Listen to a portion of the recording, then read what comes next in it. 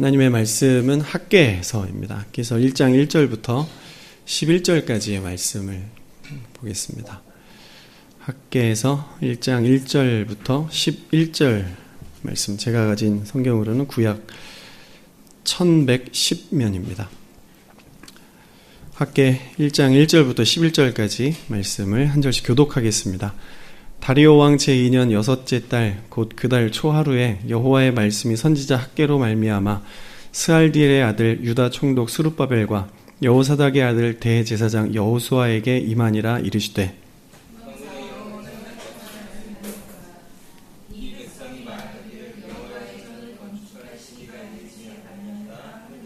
여호와의 말씀이 선지자 학개에게 임하여 이르시되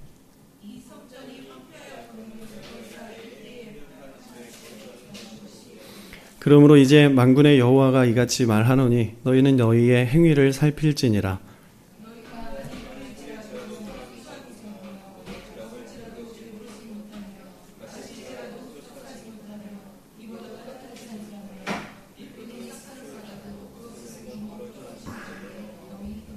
만군의 여호와가 말하노니 너희는 자기의 행위를 살필지니라.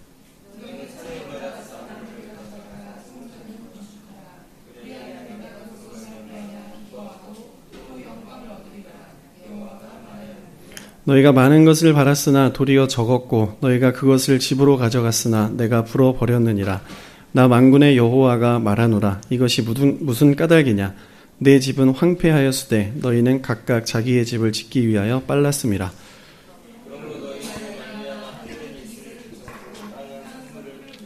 함께 읽겠습니다. 내가 이 땅과 산과 곡물과 새 포도주와 기름과 땅의 모든 소산과 사람과 가축과 손으로 수고하는 모든 일에 한제를 들게 하였느니라. 아멘.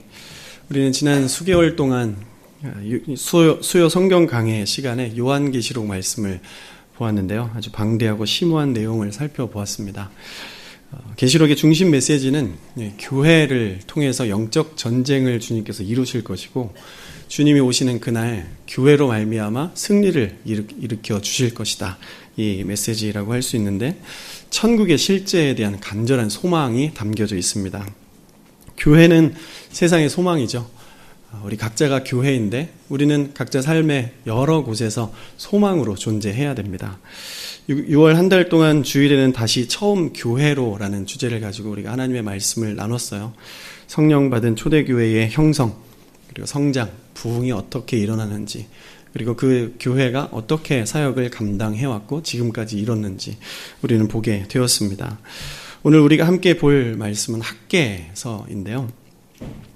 이 책을 통해서 우리가 생각해 보고 싶은 것은 두 가지입니다. 첫 번째로는 하나님은 교회를 어떻게 생각하고 계신가? 두 번째는 우리는 교회를 어떻게 생각해야 되는가입니다. 시간이 허락하는 대로 말씀을 이제 챕터를 나눠서 살펴보려고 하는데요. 구약의 선지자는 여러 사람이 있는데 구약의 선지자를 분류하는 방법은 포로기 전의 선지자와 포로기 이후의 선지자라고 할 수 있습니다. 학개는 포로기 후의 선지자였어요. 학개라는 이름의 뜻은 여호와의 축제라는 뜻이죠. 여호와의 축제, 학개로 말미암아 어떤 일이 일어나고 여호와께서 축제를 벌이셨다. 이렇게 이름의 뜻을 담고 있습니다. 저자는 학개 선지자라고 할 수 있죠. 학개 선지자의 특징이 몇 가지 나오는데요. 그 특징은 대표적인 것이 보통 선지자들과는 다릅니다. 보통 선지자들은 하나님의 말씀을 받아서 이건 이렇게 고쳐야 됩니다. 저건 저렇게 고쳐야 됩니다. 이렇게 말씀을 했는데 학개는 딱 한 가지, 성전 재건이 되어야 됩니다. 이 메시지만 붙들고 성도들의 마음에 불을 지폈던 선지자입니다. 요즘 말로는 부흥사라고 할 수 있어요. 메시지가 딱 한 개입니다. 다니엘 겸 선교사님이 교회를 순회하시면서 전파하는 메시지가 딱 한 가지죠. 교회 본질의 회복입니다. 다시 복음 앞으로 돌아가는 것. 내일은 환난이다. 평안이 아니다. 이 메시지입니다. 여러 곳에서 똑같은 내용, 똑같은 메시지를 전하고 우리도 인터넷으로 영적으로 조금 무너진다 싶으면 그 메시지를 다시 꺼내 듣기도 하는데 들을 때마다 똑같은 반복되는 메시지 가운데에서 새로운 회심과 새로운 변화가 일어나는 것들을 경험할 수 있습니다. 부흥회는 왜곡된 부분이 우리나라에 조금 있어서 그렇지 부흥회 자체는 그렇게 나쁜 것은 아닙니다. 한국 교회가 부흥사들을 통해서 많이 은혜를 받았어요. 성장을 했고 하나님의 영광 위에 그렇게 쓰임을 받아 왔었습니다. 목적과 본질이 조금 달라져서 병들어온 것이 사실이기는 하지만 부흥회 자체는 영적 성장과 본질의 회복에 참 유익한 것이라고 할 수 있습니다. 학계 선지자가 성도들의 마음에 그렇게 불을 지폈던 것이에요. 말씀을 보면서 학계의 배경을 좀 살펴보도록 하겠습니다. 1절에 보면 4명의 이름이 나와요. 먼저 다리오 왕. 다리오 왕은 바사 제국의 왕, 페르시아 제국의 왕입니다. 이 사람이 유다 역사에 왜 등장을 하는가 우리가 그것을 살펴볼 필요가 있습니다. 이스라엘 백성이 처음 포로로 붙들려간 나라는 어디죠? 바벨론이라는 나라입니다. 바벨론의 속국이 되는데 그런 바벨론의 왕의 이름이 기록이 되어야 되는데 페르시아 제국의 왕의 이름이 기록이 돼요. 바벨론이 이스라엘을 포로로 붙들었을 때 그 즈음에 세계 정치적인 변화가 일어나게 됩니다. 페르시아 제국이 바벨론을 침투해서 무너뜨리게 된 거예요. 그때 바벨론은 지구상에서 종적을 완전히 감춰버리게 됩니다. 이스라엘은 바벨론에서 이 바사, 페르시아의 속국이 또 되는 거예요. 정말 처참하게 그 삶이 점점 밑으로 내려가게 되는 것입니다. 바벨론이 바사 제국에게 패망을 하게 되는데 이때 바사 제국의 왕은 고레스라는 왕입니다. 고레스 왕은 바벨론 포로 해방령을 선포를 하고 그 해방령 선포와 함께 이스라엘 백성들의 성전 재건을 요청을 했습니다. 성전 건축을 하려고 하는데 대적들이 일어나죠. 그래서 방해를 해요. 그래서 성전 재건이 보류가 되는데 16년이라는 세월이 지나고 다리오 왕 때에 학계 선지자로 말미암아 성전 재건축이 다시 시작이 되는 겁니다. 그래서 다리오 왕이 이 학계 선지자 처음에 기록이 되는 거예요. 또 한 사람 우리가 기억해야 될 것은 스알디엘의 아들 유다 총독 수룹바벨이라는 사람입니다. 수룹바벨은 열왕기 상해에 보면은 다윗의 계보 안에 있는 사람이에요. 마태복음 1장에 보면 그리스도의 계보에 들어가 있는 사람이 수룹바벨입니다. 이 사람은 이제 성전 재건축 학계 선지자가 명령을 하고 성전 재건이 일어날 때 새 성전의 기초를 쌓은 사람입니다. 하나님께 예배할 수 있는 단을 대제사장 여호수아와 함께 만든 사람이에요. 그래서 학계 선지자는 이 수룹바벨을 하나님의 종이다 이렇게 부르고요. 그리고 이 수룹바벨을 메시아의 예표다 이렇게 보았습니다. 새 성전의 기초를 놓은 사람이죠. 그리고 여호수아 사람은 모세의 후계자가 아니라 동명이인 대제사장의 한 사람입니다. 네 사람의 이름을 우리가 기억을 해야 되는데 첫 번째는 바사왕 다리오, 두 번째는 학계 선지자, 세 번째는 수룹바벨, 네 번째는 여호수아입니다. 이 사람이 등장하는 이유가 뭘까? 지금부터 학계의 배경이 되는 책으로 시선을 좀 옮겨 보겠습니다. 에스라 성경인데요. 에스라 1장 1절 말씀을 다 같이 읽어볼까요? 바사왕 고레스 원년에 여호와께서 예레미야의 입을 통하여 하신 말씀을 이루게 하시려고 바사왕 고레스의 마음을 감동시키매 그가 온 나라에 공포도 하고 조소도 내려 이르되. 1절까지입니다. 바사왕, 바벨론 점령 때의 고레스 왕이 바사에게 무너진 역사의 전환점에서 열강이 서로 먹고 먹히는 이 아주 엄청난 변혁이 일어나고 있는데 이 세계 변혁의 역사가 하나님의 말씀을 통해서 이루어지고 있다. 에스라 1장 1절은 그렇게 선포하고 있습니다. 모든 세계의 역사와 그리고 통치와 섭리는 주님이 하신 것이다. 이렇게 선포해요. 인류 세계의 역사는 하나님의 구원의 역사이다. 이런 선포입니다. 주님은 온 세계 만물을 통치하십니다. 지금도 하고 계시고 예수님 재림하실 때까지 그 통치는 이어질 거예요. 사람도 마찬가지로 주님의 통치 아래에 있습니다. 주님을 믿건 믿지 않건 다 주님의 섭리 아래, 주의 다스리심 아래 있는 것입니다. 각 개인도 우리가 그 주님의 그 통치 아래에 살아가는 것이 우리의 목적이고 그게 구원받는 거라고 할 수 있는데요. 이거를 알게 되고 믿게 되면 우리의 삶이 변화되는 거예요. 주님이 날 다스리신다는 것을 깨닫고 믿게 되면 우리의 삶은 늘 겸손할 수밖에 없습니다. 그리고 하나님의 일꾼이다, 하나님의 종이다라는 이 겸손함이 일어나서 나는 십자가를 지고 주님 말씀 따라 살아가야 되는구나, 그것을 깨달을 수밖에 없어요. 사람이 참 대단하죠. 이 세계는 일본을 두려워하지만 대한민국은 일본을 두려워하지 않는 것처럼 우주 만물을 통치하고 세계 역사를 주관하시는 그 하나님을 인간은 별것 아닌 것처럼 이렇게 대우하는 삶을 살아갈 때가 상당히 많이 있는 것입니다. 이렇게 하나님을 무시하면서 살아가는데도 벼락 안 맞고 죽지 않고 하나님 앞에 심판받지 않고 살아갈 수 있는 것이 은혜라고 하지 않을까요? 주님을 주님으로 대하는 저와 여러분 되시기를 간절히 바랍니다.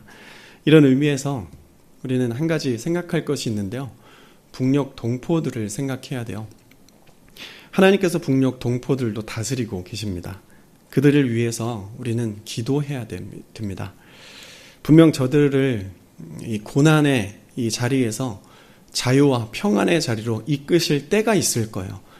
우리나라는 반드시 그것을 볼 것입니다. 이 남한의 기독교인들이 저 북녘 평양 거리에 올라가서 찬양을 부를 그 날을 하나님께서 우리에게 허락하실 거예요. 그것을 바라보고 하나님의 통치 가운데서 이 세상에 탄압받고 억압받는 나라, 그 세상들을 위해서 우리는 기도할 필요가 있는 것이죠. 에스라 1장 1절에서 중요한 문장이 말씀을 이루게 하시려고입니다. 하나님께서 예레미야에게 하신 말씀이 두 가지가 있는데 하나는 재앙의 선언이고 하나는 희망의 선언이에요. 재앙의 선언은 너희들은 바벨론의 포로가 될 것이다. 왜냐하면 죄를 지었기 때문에, 내 말씀에서 떠났기 때문에. 그리고 너희들은 다시 돌아오게 될 것이다. 말씀 앞에 엎드리고 하나님 앞에 회개하고 부르짖어 기도하면 70년 만에 이 고토로 너희가 다시 돌아오게 될 것이다. 예레미야에게 말씀해 주셨어요. 예레미야에게 언약한 말씀을 하나님께서 이루시기 위해서 세계 역사의 변혁을 주도하신 것입니다. 바벨론에서 끝나도 될 것을 바벨론에서 바사로 그 왕권을 움직이신 거예요. 바벨론 멸망 후에 바사를 등장시키는데 그때 왕이 고레스는 포용 정책을 피워가십니다. 1절 후반절에 보면 바사왕 고레스 원년에 여호와께서 마음을 감동시키심에 그가 온 나라에 공포도 하고 조소도 내려 이르되 바사왕 고레스는 말하노니 하늘의 하나님 여호와께서 세상 모든 나라를 내게 주셨고 나에게 명령하사 유다 예루살렘의 성전을 건축하라 하셨다. 무너질 하나님의 성전을 건축하라. 이 건축의 시작은 하나님께서 고레스 왕의 마음을 감동시키셨기 때문입니다. 우리가 그리스도인이 된 것은 누군가 우리에게 복음을 전했다면 그 사람의 마음을 감동시키셔서 전도를 해주신 것이고요. 우리가 예수님을 믿고 따랐다면 하나님께서 우리의 이 완악한 마음을 감동시키셨기 때문에 주님 앞에 나올 수 있게 된 것입니다. 엄청난 선언을 하시는 거예요. 하나님이 정말 버러지 같은 먼지만도 못한 인간의 마음을 감동시키셔서 변화시키기 위한 방법, 그 방법을 세계를 변혁시키는 방법을 사용하시는 겁니다. 하나님이 그렇게 우리 인간들을 사랑하시는 거예요. 3절 4절 말씀을 함께 읽어보겠습니다.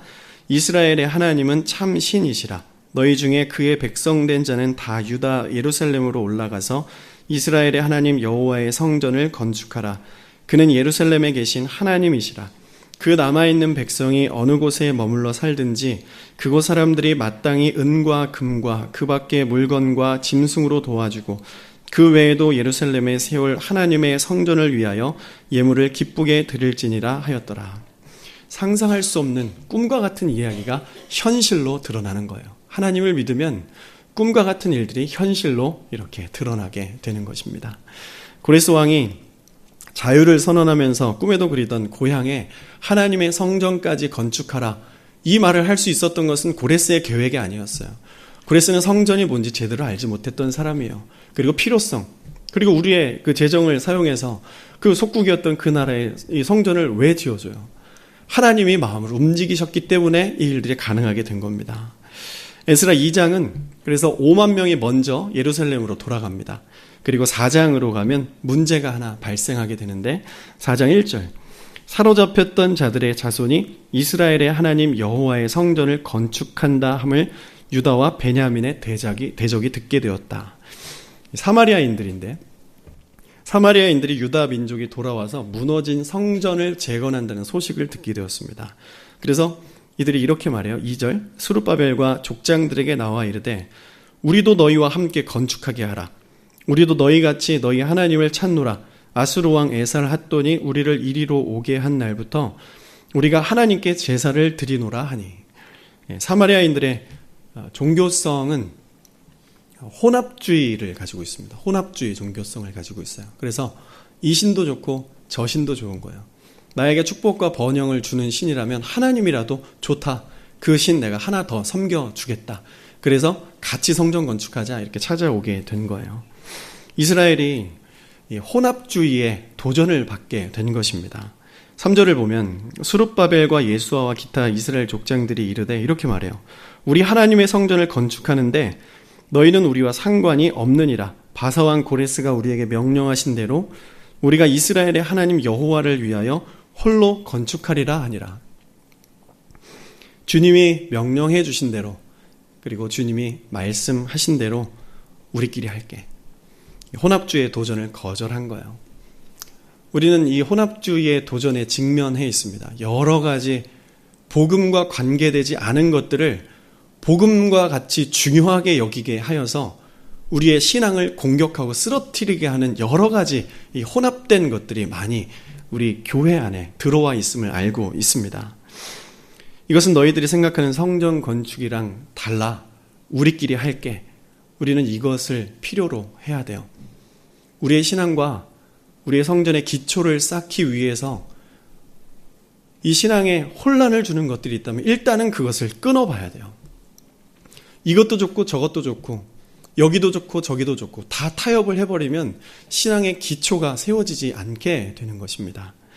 4절 5절입니다. 이로부터 그 땅 백성이 유다 백성의 손을 약하게 하여 그 건축을 방해하되 바사왕 고레스의 시대부터 바사왕 다리오가 즉위할 때까지 관리들에게 뇌물을 주어 그 계획을 막았다. 사마리아 백성들이 성전 건축을 같이 못하게 하니까 이제 방해하기로 결정을 한 거예요. 뇌물을 줘가면서 건축을 막아요. 6절을 보면 또 아하수에로가 즉위할 때, 고레스 다음의 왕입니다. 그들이 글을 올려 유다와 예루살렘 주민을 고발하니라. 뭔가 고소문을 써요. 고소문을 써서 고소장을 아하수에로 왕에게 올린 것입니다. 고소의 내용은 11절부터 13절까지예요. 다 같이 천천히 한번 읽어보겠습니다. 아닥사스다 왕에게 올린 그 글의 초본은 이러하니 그 강 건너편에 있는 신하들은 왕에게 아뢰나이다. 당신에게서 우리에게로 올라온 유다 사람들이 예루살렘에 이르러 이 패역하고 악한 성읍을 건축하는데 이미 그 기초를 수축하고 성곽을 건축하오니 이제 왕은 아시옵소서. 만일 이 성읍을 건축하고 그 성곽을 완공하면 저 무리가 다시는 조공과 관세와 통행세를 바치지 아니하리니 결국 왕들에게 손해가 되리이다. 하나님의 일에는 이렇게 방해가 생기게 되는 것입니다. 주님의 일을 할 때 여러분들도 하나님의 일을 할 때 장애와 방해가 생겨나기 시작하면 하나님의 뜻이 아닌가 보다 생각하기보다는 이 일을 통해서 하나님께서 일하기를 원하시니까 사탄이 역사하는가 보다 이렇게 생각을 해야 됩니다. 우리의 뜻과 주님의 뜻은 항상 늘 다릅니다. 그래서 주님의 일을 하려고 할 때 문제는 반드시 일어나게 되어 있고요. 그 문제를 통해서 우리의 마음을 접는 것이 아니라 하나님께 우리의 마음을 더 열 필요성이 있는 거예요. 이 조서에 보면 사람들이 이렇게 기록해요. 13절에 보면 성전을 건축하려고 하는데 아하수에로 왕에게 이 성읍을 건축하고 성곽을 세운다. 말을 조금 바꾸게 되는 거죠. 그래서 그 공사를 하고 나면 조공과 관세와 통행세를 이 사람들이 바치지 않아서 왕에게 손해가 될 것입니다. 이간질을 하는 거예요. 그래서 아닥사스다 왕은 그렇구나. 그럼 안 되지. 그 공사를 당장 멈춰라. 그래서 16년 동안 멈추게 되는 것입니다. 그리고 그 다음에 다리오 왕이 즉위되면서 학개 선지자가 기회를 잡은 거예요. 여기서 또 하나의 문제가 생겨납니다. 학개 1장 2절 말씀을 볼게요. 만군의 여호와가 이같이 말하여 이르노라. 이 백성이 말하기를 여호와의 전을 건축할 시기가 이르지 아니하였다 하느니라. 이번엔 하나님 편에서 뭔가 문제가 생긴 거예요. 불편한 것이 일어난 것입니다. 그 불만의 대상을 이 백성들이라고 주님께서 말씀하시는데 이스라엘 백성들을 말하는 거예요. 하나님은 이스라엘 구약 시대에 이스라엘 백성들을 나의 백성이라고 항상 이야기하셨습니다. 예레미야에게, 에스겔에게, 이사야에게 말할 때도 저 패역한 백성, 나의 백성이 주님 앞에 돌아와야 된다. 회개하지 않으면 포로로 잡혀갈 것이다. 벌받을 것이다.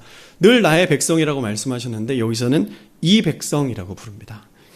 이 백성이 성전 건축을 뒤로 미루고 있는데 미루는 이유가 이거예요. 시기가 아직 이르지 않았다. 아직 성전 건축할 때가 되지 않았어요. 아직 아니에요. 이렇게 미루고 있다는 거예요. 그런데 시기가 이르지 않았다는 이 말의 핵심 내용을 살펴보면 외적인 압력이 있었던 것이 아니에요. 왕이 또 바뀌었기 때문에 그것에 별로 관심이 없어요. 그냥 우리가 시작하면 되는 거였습니다. 그리고 시간적인 때가 이르지 않았다. 이런 것들은 전혀 문제가 되지 않았습니다. 이 백성들 자신 안에 문제가 있었어요.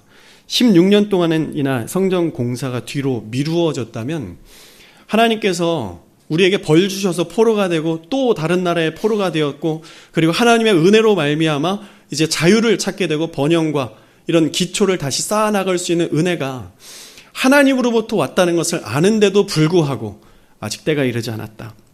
그리고 하나님이 우리를 다스리는 것을 안다면 하나님과의 무너진 관계, 예배가 회복되는 것을 가장 처음으로 여겨야 되는데 그것이 지금 나에게 별로 중요하지 않다 이렇게 이야기하는 겁니다.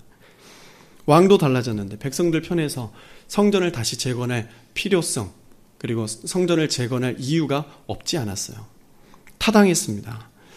그런데 사람들은 자신의 마음이 내키지 않을 때 항상 핑계를 찾기 마련이죠.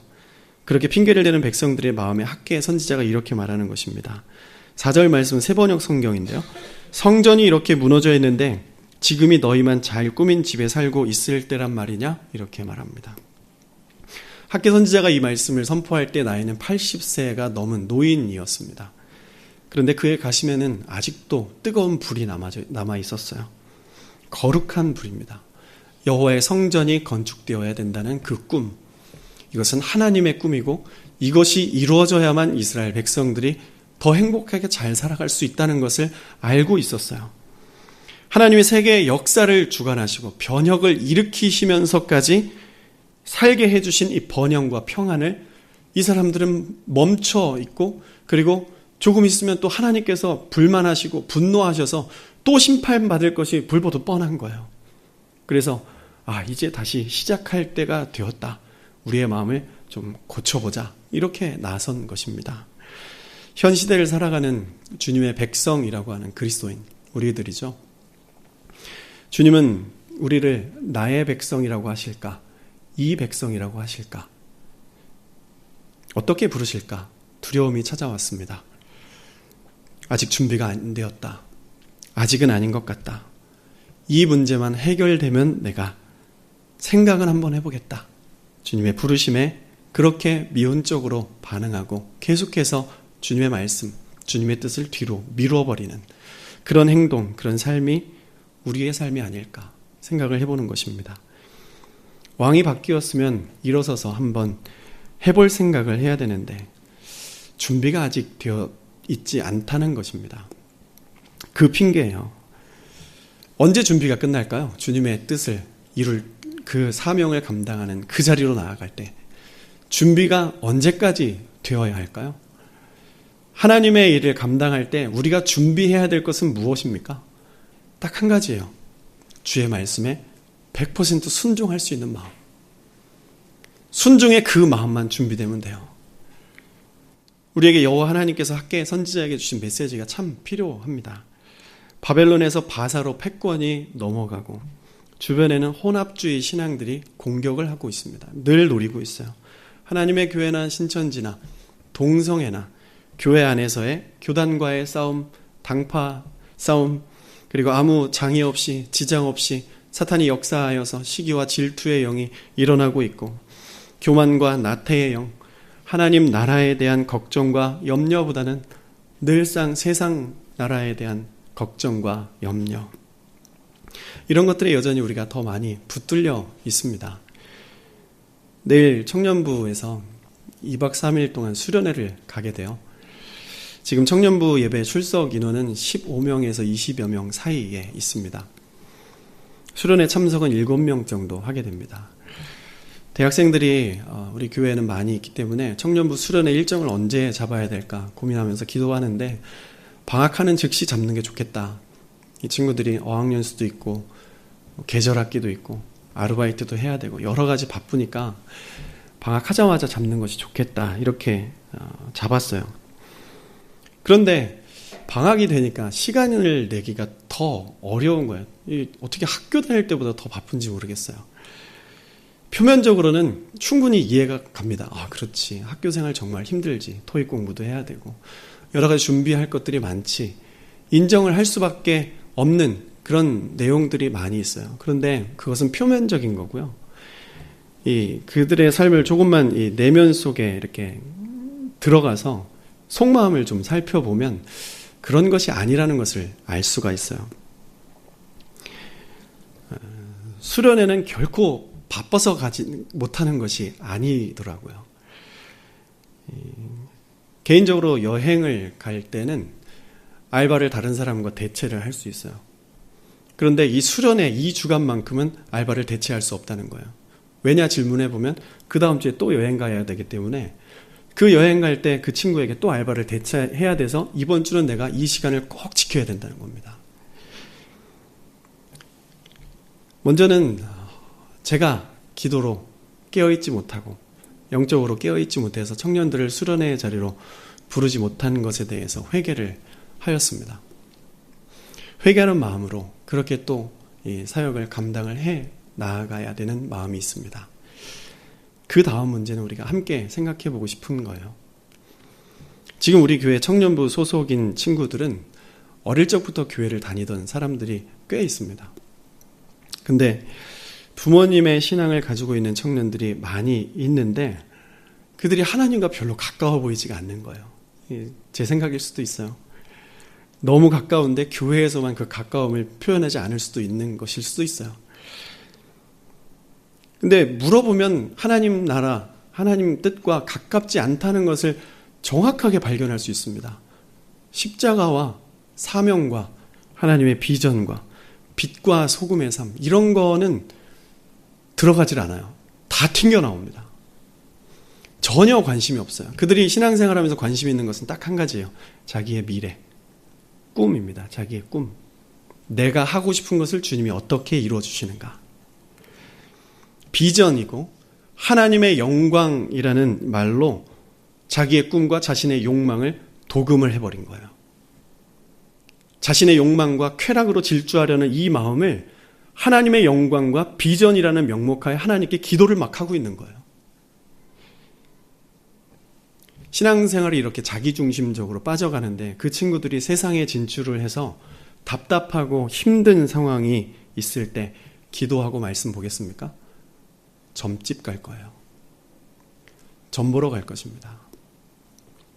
요즘 젊은 세대들도 점을 많이 본다고 하는데 그들이 점집을 가는 이유를 뭐라고 대시는지 아세요? 카운셀링 받으러 간다 이렇게 표현을 합니다. 마음의 위로받으러 간다 이렇게 표현을 하면서 점 보러 간대요. 저는 점집이 비싼지 알았어요. 한 10만 원 되는 줄 알았는데 물어봤더니 3만 원이면 간다대요. 나도 한번 가보고 싶다. 너무 답답해서. 거기에 가서 왜 이렇게 내가 사역을 하고 청년들을 막 사랑하려고 하는데 얘네들이 왜 이렇게 변하지 않는지, 내가 진짜인지 가짜인지 점집에 가서 한번 물어보고 싶다. 너 그리스도인 아니야? 이렇게 말하면 회개하고 싶다. 이런 마음이 들었어요. 학개 선지자가 말합니다. 성전이 이렇게 무너져 있는데 지금이 너희만 잘 꾸민 집에 살고 있을 때란 말이냐? 이렇게 질문하세요. 청년들은 자기의 삶의 미래가 명확해지기 전까지는 주님께 헌신할 마음이 없습니다. 그리고 삶이 조금 평안해질 때는 지금은 아니야 이렇게 말할 수 있습니다. 여러분께 질문 드려보고 싶습니다. 이것이 우리 청년들만의 상황입니까? 5절, 7절 말씀을 볼게요. 그러므로 이제 만군의 여호와가 이같이 말하노니 너희는 너희의 행위를 살필지니라. 만군의 여호와가 말하노니 너희는 자기의 행위를 살필지니라. 각자 행위를 살펴봐야 돼요. 지금 우리 이 말씀 앞에서 자아 성찰이죠. 한번 말씀드린 적이 있는데 신학이라는 것은요, 자아성찰이 1번입니다. 자아성찰로부터 시작이 되는 거예요. 자유주의 신학 나쁜 거다 이렇게 많이 들으셨죠? 그런데 우리가 먼저 생각해야 될 것은 자유주의 신학과 복음주의 신학, 보수주의 신학, 근본주의 신학 여러 가지 신학이 있는데 각자 신학을 지지하는 그 신학의 견해가 다를 수 있어요. 근데 정말 틀린 것은 무엇이냐면 보수주의와 복음주의 신학을 가지고 있어서 자유주의 틀렸다 이렇게 비난만 하는 것은 자유주의보다 더 틀린 것입니다. 자아성찰이 없어요. 자기를 바라보는, 자기의 행위를 바라보는 것이 없는 것입니다. 신앙도 똑같습니다. 자기 행위를 살펴보는 것이 1번이에요. 말씀을 전하는 저나 듣는 여러분들이나 다른 것 볼 필요 없이 하나님의 말씀을 들을 때 자기 자신을 들여다보는 것이 중요한 것입니다. 어떤 것이든 문제가 생기면 나에게 무슨 문제가 있는 걸까? 먼저 질문해보는 것이 중요한 것이겠죠. 하나님의 성전은 황폐함에도 자기 집은 짓고 산다. 너무 바빠서 일을 하느라 음식 먹지 않고 잠을 제대로 못 자면 몸이 망가지게 되는 것처럼 우리 영적인 것에도 순서와 원칙이 있습니다. 학개 선지자는 지금 그걸 말하고 있는 거예요. 6절 말씀 봅니다. 너희가 많이 뿌릴지라도 수확이 적으며 먹을지라도 배부르지 못하며 마실지라도 흡족하지 못하며 입어도 따뜻하지 못하며 일꾼이 삭슬을 받아도 그것을 구멍 뚫어진 전대에 넣음이 되느니라. 세상에서 열심히 살고 있는 것 같은데 열매가 좀 적은 것 같아요. 만족이 별로 없습니다. 그렇게 큰 만족이 없어요. 내가 열심히 일한 만큼의 큰 보상이 좀 따라주면 좋겠는데 이 세상 살면 그런 것이 좀 없는 것 같다 생각이 들어요. 밑 빠진 독에 물을 붓고 있는 것 같다. 6절 말씀에서 학개 선지자가 그렇게 말하고 있는데 그것을 구멍 뚫어진 전대에 넣음이 되니라. 하나님이 그 문제가 일어난 이유가 이거라고 말씀하시는 겁니다. 9절 10절 우리 함께 읽어볼까요? 너희가 많은 것을 바랐으나 도리어 적었고 너희가 그것을 집으로 가져갔으나 내가 불어버렸느니라. 나 만군의 여호와가 말하노라. 이것이 무슨 까닭이냐. 내 집은 황폐되었을 때 너희는 각각 자기의 집을 짓기 위하여 빨랐습니다. 그러므로 너희로 말미암아 하늘은 이슬을 그쳤고 땅은 산물을 그쳤습니다. 아담과 하와의 범죄 이후에 이 땅은 저주를 받았죠. 저주를 받아서 주님께서는 네가 살아가는 그 땅 열심히 땀 흘려서 살겠지만 늘 가시덤불, 엉겅퀴를 내게 될 것이다 말씀하셨어요. 땅은 늘 가시나무와 엉겅퀴를 내게 되어 있습니다. 이 땅을 정복하고 다스리고 이 땅에서 충만할 수 있는 사람이 예수 그리스도로 말미암아 하나님의 형상을 입은 자들인데요. 땅에 누가 사느냐가 참 중요합니다. 한반도를 밤에 이렇게 촬영을 해봤어요. 그랬더니 한 곳은 굉장히 어둡고 한 곳은 굉장히 밝은 거예요. 한쪽에서는 가뭄과 홍수가 일어나고 있고 한쪽에서는 풍년이 일어나고 있는 것입니다. 이 세상의 기후 이런 것들 과연 기후 거기까지의 문제가 전부일까요? 세상 대기가 오염되었다. 이것 때문에 기후가 이렇게 된 것일까요? 북한은 어둡고 침침하고 늘 가뭄이 있고 홍수가 있고 열매가 없습니다. 남한은 풍년이 일어나고 있어요. 물론 저 밑에 지방에 지금 가뭄으로 힘들어하고 있지만 하나님께서 비를 내리셔서 조금의 해갈이 있었던 것 같기는 합니다.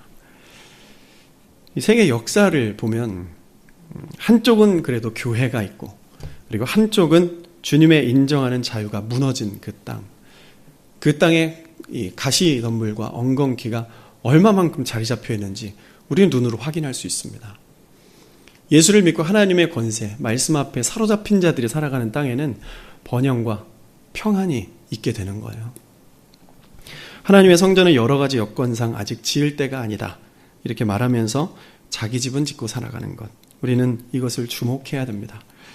이것은 세상 일과 영적인 일에 똑같이 적용이 되는 건데요. 자녀들이 이것만 통과하면 2, 3만 넘으면 신앙생활 그래도 조금은 할 수 있을 거야. 과연 그럴까 생각을 해보는 겁니다. 그 산을 넘기 위해서 젊음을 다 바쳤어요. 그래서 그 젊음을 바친 열정 때문에 내가 또 이 땅에서 보상받아야 되겠다는 생각 때문에 주님 앞에 나올 수가 없어요. 젊음과 열정을 바쳤는데 정상정복은 하기는 했어요. 그런데 그 기쁨과 열매가 만족할 만큼 있는가? 또 질문해 봐야 됩니다. 반타작도 못하는 것 같습니다. 신앙생활을 하는데 신앙생활을 해가면 할수록 변화가 있고 기쁨이 있고 주님 만나는 은혜도 점점 더 많아지고 주님과 영적인 소통으로 인해서 한 달에 한두 번 정도는 꿈에서 예수님 만나고 환상도 보고 세상 살면서 기도의 소소한 응답들도 받아내는 이렇게 살면 참 좋을 것 같아요. 그런데 신앙생활을 하다 보면 그러지 않을 때가 있는 것 같아요. 더 메말라 가는 때가 있는 것 같습니다. 이 신앙생활 하는 것 때문에 내가 더 힘든 것 같다는 생각이 들 수도 있어요. 마음 한켠에 드러나지 않은 그 어두운 곳에는 내가 이 신앙생활만 아니었으면 조금 더 편하게 살 수 있었을 텐데 드러나지 않은 채 감춰둔 마음도 있을 수 있습니다. 이럴 때일수록 메마르는 것은 세상이어야 되는데 메마르는 것은 하나님에 대한 마음, 하나님에 대한 마음이 메마르게 되고요.